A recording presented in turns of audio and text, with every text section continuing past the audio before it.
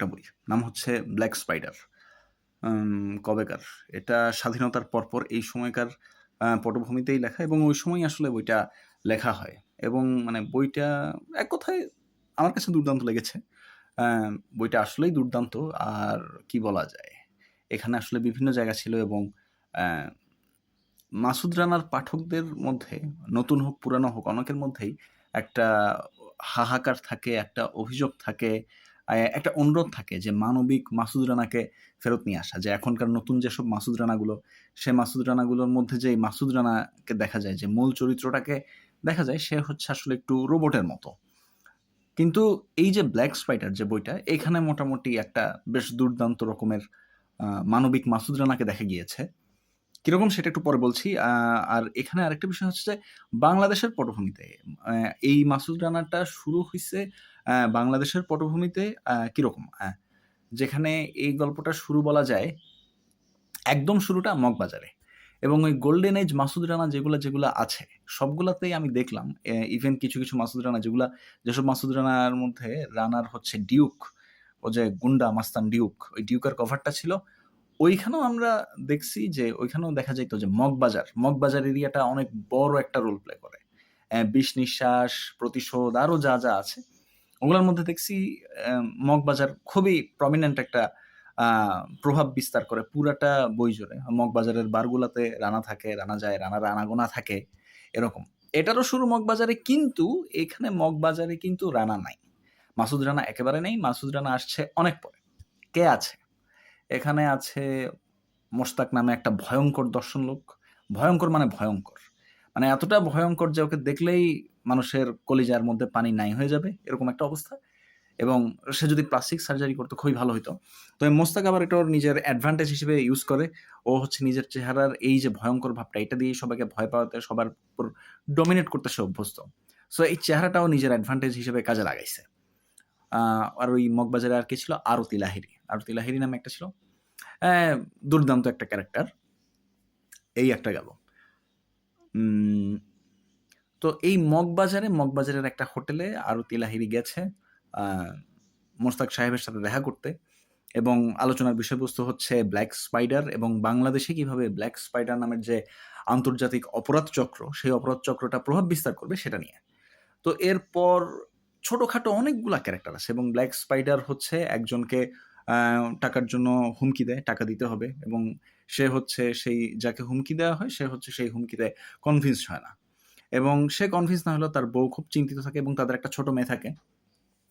So যেই লোকটার wife সে হচ্ছে মাসুদ রানার সাথে যোগাযোগ করে এবং মাসুদ রানা পরবর্তীতে এখানে এন্ট্রি নেয় এই এটাতে।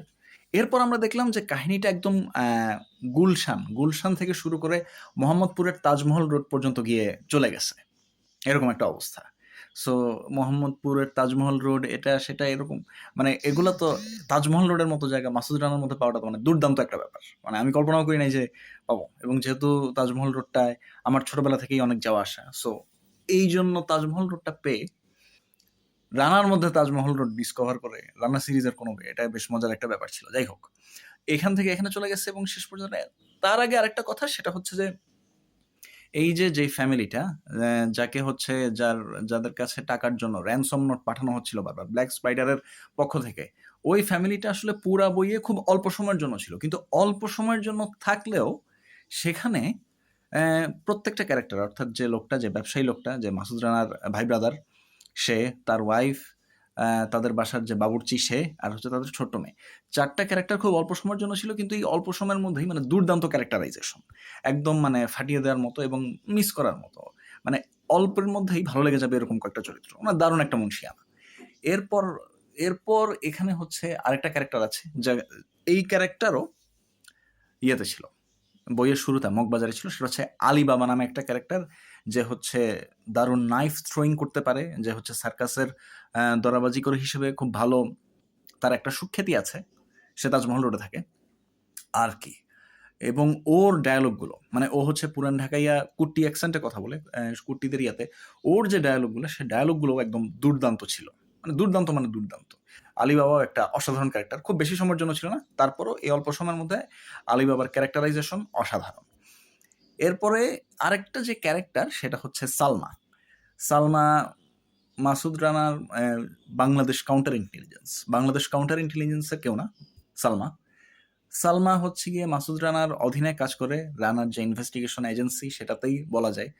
আম রানার একটা অফিস আছে। সেখানে হচ্ছে সালমা কাজ করে এবং রানার যত কেস সেগুলোর হচ্ছে ফাইলপত্র থেকে শুরু করে অফিস গুছিয়ে রাখা, সেগুলো সব হচ্ছে সালমা করে। এবং আরেকটা মজার ব্যাপার হচ্ছে, একটা বড় প্লাস পয়েন্ট হচ্ছে গিল্টি মিয়া আছে এই বইতে। এবং সালমা ক্যারেক্টারটা আসলে খুবই ইন্টারেস্টিং এই কারণে যে সালমা আন্দাজ করতে পারছে কাজ করতে করতে রানার সাথে অনেকদিন ধরে যে রানার জাস্ট একটা প্রাইভেট ইনভেস্টিগেটর না, ও আসলে আরো অনেক বড় কিছুর সাথে জড়িত এবং সে অনেক বিপজ্জনক কাজ করে অভ্যস্ত। এবং ওর জীবনে যে আসলে সবসময় কোনো না কোনো বিপদ লেগে থাকে এবং বড় কোনো বিপদ হওয়ার ঝুঁকি থাকে, সম্ভাবনা থাকে, সেই জিনিসটাও সে খুব ভালো করেই জানে। সে ধারণা করে, কিন্তু এ বিষয়ে কিন্তু সে যে আসলে বাংলাদেশ কাউন্টার ইন্টেলিজেন্সের একজন এজেন্ট, এই ব্যাপারে সে কিছুই জানে না।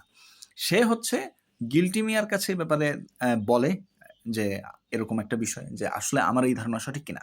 গিল্টি মিয়া উত্তরে যেটা বলে সেটা হচ্ছে যে আপনার ধারণা সঠিক, কিন্তু এর বেশি আর কিছু বলা যাচ্ছে না নিরাপত্তার স্বার্থে। এটা গেল আরেকটা। তো এরপরে দেখা যায় যে বইয়ের বেশ খানিকটা সময় চলে যাওয়ার পর আরো কিছু দুর্দান্ত দুর্দান্ত ক্যারেক্টার আছে। সবগুলোর ব্যাপারে আর বলছি না। কিছু মাসুদ রানার কিছু ভাই ব্রাদার পুলিশ অফিসার আছে, এসবির কিছু লোক আছে। এরপরে এই কাহিনীটা চলে যায় ইন্ডিয়াতে। এবং ইন্ডিয়াতেও দুর্দান্ত কিছু ব্যাপারে। ইন্ডিয়ার হচ্ছে যে জায়গাগুলো, ইন্ডিয়ার যে সকল যেসব জায়গার হচ্ছে জায়গাগুলোর বর্ণনা, এগুলাও দুর্দান্ত ছিল। দুর্দান্ত বলতে এরকম দুর্দান্ত মনে হচ্ছিল যে মানে কাইন্ড অফ হচ্ছে আগে মানে কোনো বেশ একজন তুখোর একজন লেখকের হাতে কোনো ভ্রমণ কাহিনী পড়ছি। ইন্ডিয়ার পার্টগুলাতে ক্ষেত্র বিশেষে এরকম। যেরকম এবার হচ্ছে মানবিক মাসুদ রানার একটা দিকের কথা বলি এখানে, যে একজনকে খুঁজতে ওরা ইন্ডিয়াতে গেছে। ইন্ডিয়াতে যাওয়ার পর গিল্টি মিয়াকে এক জায়গায় পাঠিয়ে দিয়েছে, সালমাকে এক জায়গায় পাঠিয়ে দিয়েছে, মাসুদ রানা আরেকটা জায়গায় যাচ্ছে যে একজন কালপিট ওকে খুঁজে বের করার জন্য। অর্থাৎ ৩ জন মিলে একজনকে খুঁজে বের করার যে কাজটা, এটা ভাগ বাটোয়ারা করে নিয়েছে। কিন্তু রানা আসলে বেছে সালমাকে এমন একটা জায়গাতেই খোঁজার দায়িত্ব দিয়েছে, যেটা আসলে খুব সুন্দর একটা জায়গা, যেখানে আসলে কাজের কাজ কিছু হবে না, কিন্তু সালমার ঘোরাঘুরিটা খুব ভালো মতো হয়ে যাবে। এবং সেটা হচ্ছে সালমা অনেক পরে বুঝতে পারে। তো ওর ভিতর খুব অভিমানও হয়। আবার একটা মানে অযাচিত একটা অজানা একটা ভালো লাগাও কাজ করে। সো রানা কিন্তু এই পুরা কাজটা জেনে বুঝে এবং ইন্টেনশনালি করেছে যে রানা নিজেই আসলে পুরা কাজটা করবে। বাদবাকি যতটুকু ওর নিজের হাতে নেই সেটা গিল্টি মিয়াকে দিয়ে করাবে। কিন্তু সালমাকে আসলে যে একটা ট্রাভেলিং এর যে এক্সপেরিয়েন্স দেওয়া, একটা এনজয়মেন্টের জন্য যে একটা সুযোগ করে দেয়, সেটা হচ্ছে রানা করে দিয়েছে। এরকম মানবিক রানাকে এই বইতে দেখা গেছে। আর কি, আর গিল্টি মিয়াকে নিয়ে তো কিছু বলার নেই। আর আরেকটা জিনিস হচ্ছে যে এখানে আসলে প্রচুর পরিমাণে ইন্ডিয়ান ভিলেনরাও আছে। এবং প্রত্যেকটা ছোটখাটো অনেকগুলা ভিলেন, ছোটখাটো অনেকগুলা ভিলেন বলতে অনেকগুলা বললে তো আসলে সংখ্যাটা আসলে নির্দিষ্ট করে বলা হয় না। ৪-৫ জন আছে এবং ৪-৫ জনেই আসলে দুর্দান্ত। এদের মধ্যে পুরুষ আছে অনেকগুলা।